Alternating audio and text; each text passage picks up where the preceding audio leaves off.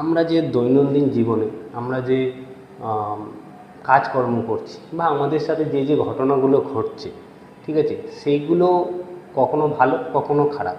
কোনো জায়গায় আমরা বোকা মানছি, কোনো জায়গায় আমরা ভুল ডিসিশান নিচ্ছি, কোনো জায়গাতে আমাদের সাথে অন্যায় হচ্ছে, বা কোনো জায়গায় আমরা কোনো কিছু কারণে, কোনো কিছু সিচুয়েশানের কারণে আমরা হার্ড হচ্ছি। অনেক কিছু হতে পারে। সেইগুলো থেকে নিজেকে মোটিভেট করো, সেইগুলো থেকে নিজেকে শিক্ষা নাও, তাহলেই তুমি তোমার লাইফকে পার্মানেন্টলি মোটিভেট করতে পারবে।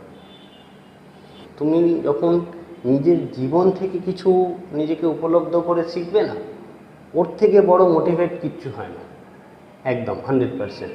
তুমি আজ চলতে গিয়ে, আজকের কোনো কাজ করতে গিয়ে বা কোনো জায়গায় কিছু যা উপলব্ধ করছো বা কিছু শিখছো, সেখান থেকে নিজেকে পরবর্তী